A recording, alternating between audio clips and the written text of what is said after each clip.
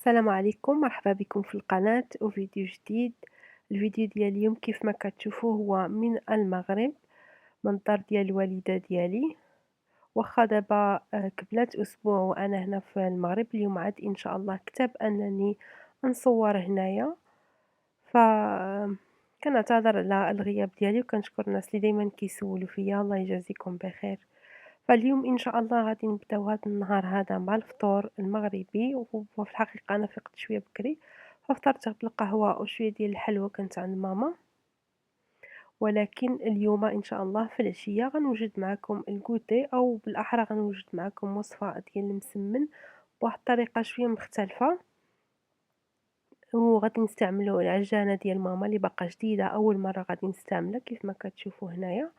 المهم هاد الطريقة هادي ديال الملوي أو المسمّن غنستعملو واحد الطريقة كنت علمتها من واحد السيدة هادي سنين وسنين، وكنت عملت واحد الوصفة واحد الفيديو عليها هادي تقريبا واحد 4 سنين، يعني الفيديوهات القديمة ديالي بزاف. فاليوم إن شاء الله غنعاود نوريكم هاد الطريقة هادي، لأن هاد الملوي هذا كيجي مورق ولذيذ بزاف. فممكن نستعملوا العجانة أو نستعملوا الكسعة، يعني نعجنو عادي. أنا هنايا في البول ديال العجانة عملت 3 ديال الكؤوس معيارية ديال الدقيق الأبيض، وعملت 2 ديال الكؤوس تقريبا ناقصين واحد شوية ديال الفينو، ومعلقة كبيرة ديال الملحة، وغادي نخلط هاد الخليط هذا جيدا. من بعد غادي نزيد واحد 2 معالق ديال الزيت النباتية، وغادي نضيف أيضًا واحد العلبة صغيرة ديال الياغورت الطبيعي. أنا هاد الياغورت هذا اللي عندي كان فيه شوية السكر، فما ضفتش السكر للعجينة، اكتفيت بالسكر الموجود في هاد الياغورت هذا. الوزن ديالو تقريبًا نقول واحد 70 ديال الغرام، هذا من الحجم الصغير. وهاد الفكرة ديال إضافة الياغورت المسمّن خديتها من الأخت صاحبة قناة خوخة، قناة كتعجبني بزاف ودايمًا كنتفرج في الفيديوهات ديالها وهي صاحبة الفكرة. ضفت أيضًا واحد تقريبًا ربع ملعقة صغيرة د الخميرة د الحلوى أو البيكين باودر العجينة، لأنني ما عنديش الخميرة ديال الخبز فاستعملت فقط الخميرة ديال الحلوى. غنبدا نضيف الماء دافي بشوية بشوية حتى نحصل على واحد العجينة اللي تكون ملسة معجونة مزيان، يعني مدلوكة مزيان، وفي نفس الوقت ما تكونش رطبة فحال ديال المسمن المربع هذا غنعجنوه فحال الملوي، يعني كيكون قابض راسو شوية وشوية ناشف. ومن بعد غادي ندهنو القصعة أو ممكن سطح العمل بشوية ديال الزيت النباتية. بالنسبة للعجينة ما كندهنوهاش دابا بالزيت، لأننا بغينا نشكلو منها واحد الحريبلات، فكنخليوها ناشفة. كنشكلو كور بحال اللي كتشوفوا هنا، شوية يكونوا كبار. أنا غنعملهم كبار لأنني من بعد ما غنطيبهم غنقطعهم مثلثات صغار.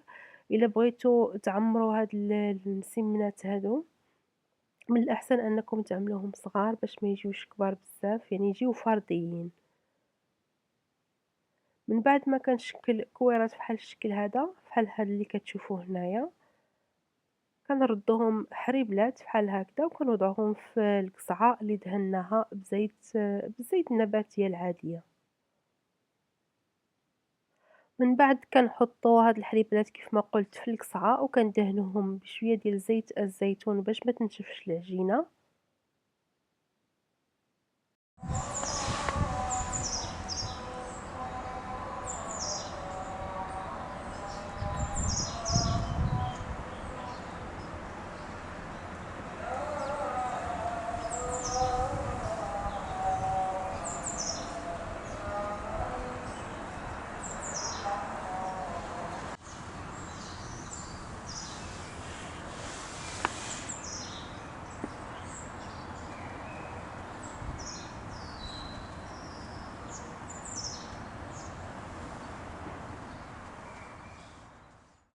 غادي نغطي هاد الحريبلات هادو بلاستيك أليمونتير وغنخليهم يرتاحوا على الأقل ساعة. أنا في الحقيقة خليتهم أكتر من ساعة، يعني كيف ما شفتوا من الصلاة ديال العصر تقريبا المغرب عاد نوضت كملتهم.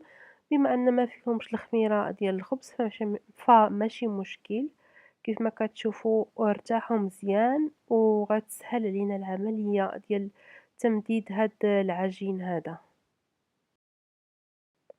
العملية ديال التوريق ديال هاد المسمن هذا أو الملوي أو سميوه اللي بغيتو تسميوه الرغايف، غنحتاجو الزيت النباتية وغنحتاجو الزبدة.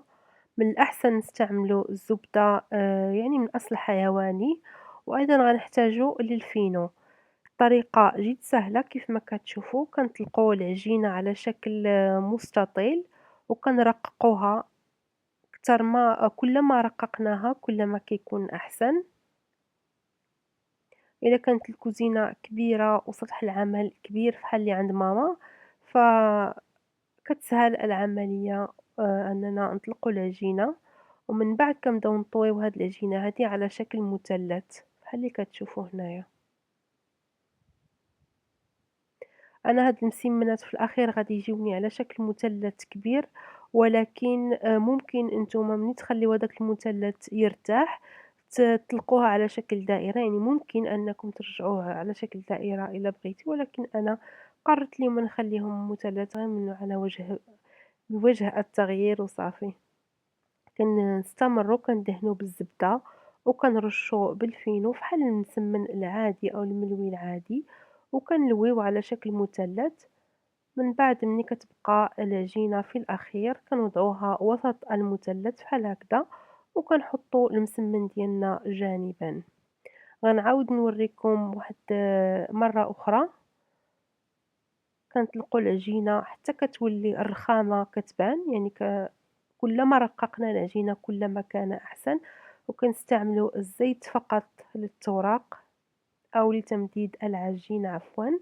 ومن بعد كنستعملوا الزبدة، كندهنوا العجينة بالزبدة وكنرشوا شوية د الفينو، ما نكتروش من الفينو لأن كيف ما عارفين هو كيشرب ليدام وكيشرب الماء، فغتقدر هاد الملوي هذا أو المسمن يجينا شوية ناشف. وكنبداو نلفو فحال هاد الطريقة هادي على شكل مثلث، وحنا كندهنو بالزبدة وكنرشو بالفينو حتى كنوصلو للأخير، وكندخلو هداك الطرف ديال العجين اللي كيشيط في وسط هذيك الفتحة الأخيرة. سطح العمل عندنا مدهون بالزيت كامل باش ما تنشفش العجينة، ونحصلو على التوراق اللي كنبغيو، أو التوراق اللي كنبغيو هاد المسمن هذا يكون مورق، ما بغيناش العجينة تنشف. أيضًا هاد المسمن هذا أو هاد الملوي أو سميوه كيف ما بغيتو تسميوه، ممكن حنا كنسميو كلشي رغيفة. ممكن نعملوه محشو، يعني نحشيوه بأي حشوة بغينا. ممكن نعملو البصل الأخضر، ممكن نعملو الطون، ممكن نعملو يعني البصل مسوطي مع شوية ديال الطون، ممكن نعملو أي حشوة بغينا. أنايا عملت فقط الجبن الأبيض. بعد ما كنطلقو العجينة كنلويو المثلث تقريبا 2 ديال المرات وعاد كنضيفو الحشوة، عاوتاني كنلويو المثلث المرة الثانية وكنضيفو شوية د الحشوة، وكنستمروا في اللف ديال المثلث مع الدهن بالزبدة والرش بالفينو أو دقيق السميد الناعم. وكنحطو المثلث ديالنا عادي حتى كترتاح هاد العجينة هادي أو هاد المثلث أو المسمن، عاد كنبداو نرققوه المرة الثانية ونبسطوه المرة الثانية قبل ما نطيبوه.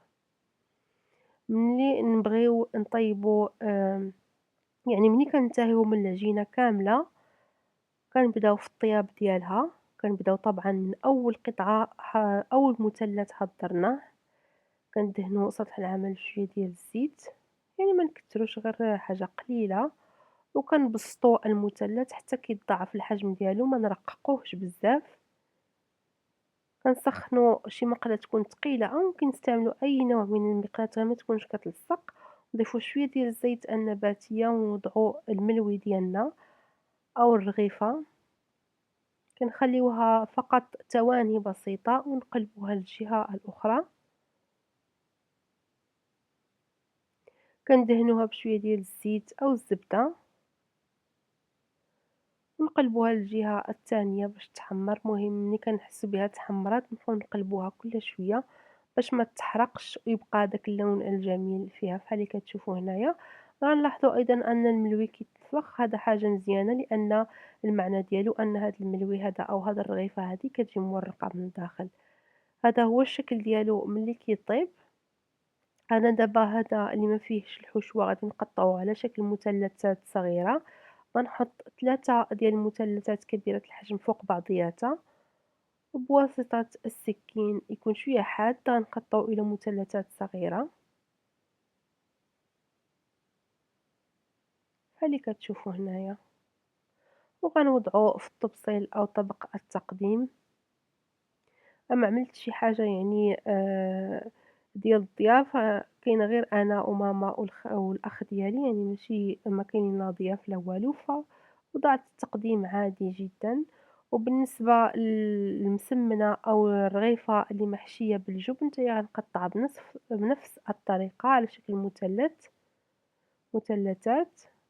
هاد الرغيفة هادي اللي محشوة بالجبن كتجي لذيذة بزاف، هي باقا سخونة. مني نعملو غير شوية ديال العسل الحر أو العسل الطبيعي فوق منها كتجي لذيذة بزاف. بالنسبة للملاوي أو الرغايف لي شاطو غنخليهم هكذا محطوطين حتى يبردو، وغنعملهم في بلاستيكات نوضعهم في المجمد إن شاء الله. وهذا هو الكوتي ديالنا في الدار ديال الوالدة. كنتمنى إن شاء الله الفيديو ديال اليوم يكون عجبكم واستفدتوا منه. كنقول لكم أيضًا يعني مرة أخرى شكرًا بزاف الناس اللي سولوا فيا، وغنحاول أنني نحط لكم فيديو كل نهار من الدار ديال الوالدة ديالي، ويعني غنحاول إن شاء الله غنحاول فعلًا بجدية أنني نحط لكم فيديوهات إن شاء الله كل نهار حتى نرجع للدار ديالي. أنا غادي نبقى هنا واحد ال10 أيام تقريبًا قبل ما نرجع. كنتمنى إن شاء الله الفيديو ديال اليوم يكون عجبكم واستفدتوا منه. كنقول لكم شهية طيبة، وإن شاء الله نتلاقاو في الفيديو القادم. السلام عليكم.